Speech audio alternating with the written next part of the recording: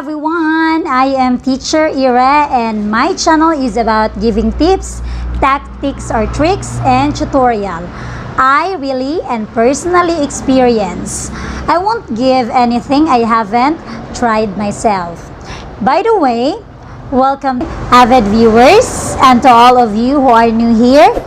Hope you can consider liking, subscribing, and commenting in my videos. And also please click the notification bell so you will all get notified whenever I'll upload new videos or when I am having my live streaming. Okay, so thank you so much. I greatly appreciate your efforts and I am looking forward to have a long-term friendship with you all. So before we will start, the topic which can be seen in my thumbnail, I would like to formally inform every one of you that I finally opened my membership button by clicking the join button beside the subscribe button. So you might be asking, wondering what is this membership button about or joining button all about? So on what you will get if you join in my community, small community. Number one, you'll have access to emojis and stickers whenever I'll be having a live streaming like this one. And your reactions, the stickers and emojis will stand out whenever you are going to click it or click them. The rest of the audience won't have that access, but then they can still send message and chat me. Number two, you will be notified ahead what's the next video I am going to post and when will that be posted. And number three, you'll get a free shout outs every time I'll be having my live streaming. In that way, other viewers will recognize you. And number four, I'll promote your channels to my friends, to my families, relatives during live streaming and in my other social media sites. Gaining more friends and unlock for you, you will have additional subscribers, watch hours, likes, comments, and your latest videos. Number five, in short, you have more benefits to get than others. So I am hoping you can join in my small community. All you need to do is to click that join button below near that subscribe button. Then you can select the membership according to its level. There are descriptions there what you will get for this amount you'll spend in a month. So the minimum amount there is 25 pesos. Then there is also 49 pesos. And then the highest is 79 pesos for a month. That's for a month only. In case you wish to quit, but I hope you will not, you also have a choice. I hope you can consider if you like my proposal and the perks you will get in my small community membership. Thank you so much. So without so much ado, we will start now. We all know that as the year unfolds, so is technology, right? One of the perks we all enjoy is having a smartphone, cell phone. Well, whether we deny it, but CPs or the cell phones somehow help us in many ways. We all know that personally. But there are numerous factors that having smartphones pose a greater risk, danger in our health. Even we deny the facts and just choose to be blinded by these effects, but deep down, we all know there are and we experience them in ourselves.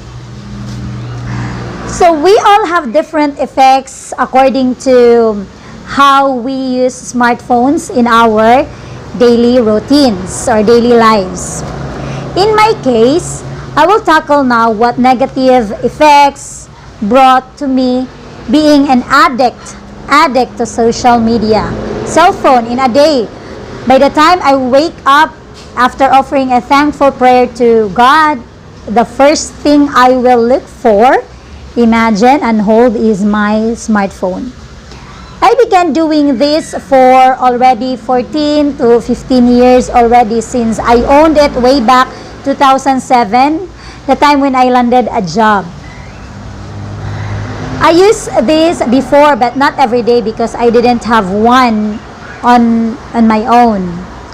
Can you imagine how long already I am doing this? In fact, I won't leave my house without my smartphones with me.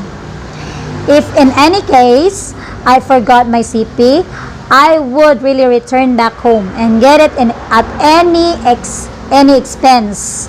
That's how I got addicted to CPs, smartphones, and in my social media accounts. So, what are the negative effects have this into my life? Let me enumerate, and these are all true. My family, co-teachers, friends, and are witnessed how I was totally devastated because of this being addicted to smartphone. Number one, physically, I am well and okay. But one day, I started feeling differently. My head is throbbing in pain. My eyes got strained. I'm using my eyeglasses. I got dizzy and sometimes I felt fainting. My jaw sometimes ache. My neck here on my left side aches as well. And I tend to be forgetful. I don't usually hear what others tell me because my mind is so busy processing anything I see in my social media or anything I hear, I read. Worst was when I cannot sleep anymore. That's the worst thing happened. Even if it is time to sleep, my sleeping pattern wrecks, thus resulting to a little increase of hypertension and anxiety attack. I am always panicking and felt coldness in my body, in my whole body, especially hands and soles. Imagine, almost a month I suffered due to this reason. My doctor told me when I had my checkup to take a break and have social media detox, which is true. When finally I tried turning off my CP at 8 p.m., turn off the lights, that's the time, turn off the TV, that's the time I was able to pick up back my sleeping pattern, the routine to sleep that time and wake up early like 5 a.m. to 6 a.m.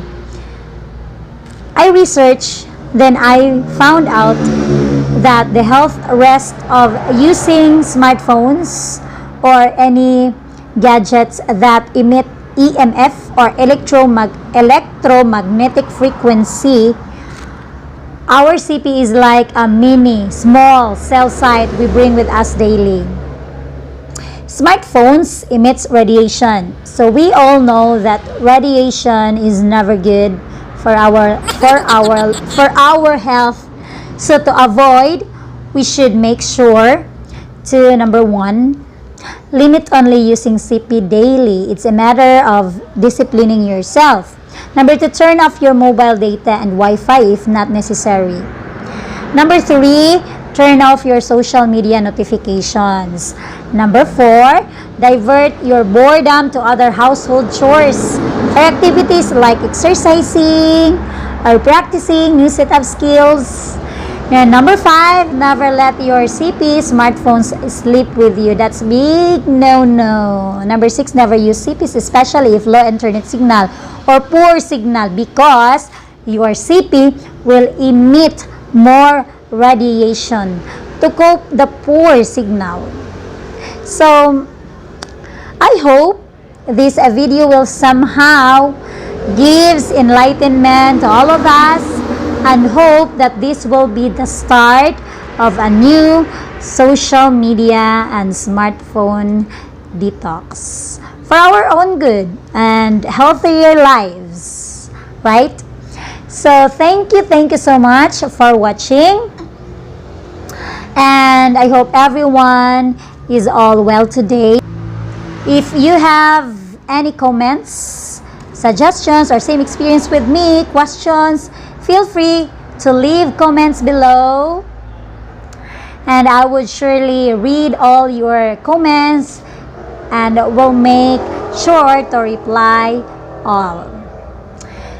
Please don't forget to give this a thumbs up, like, hit subscribe button and join button, and click the notification bell as well.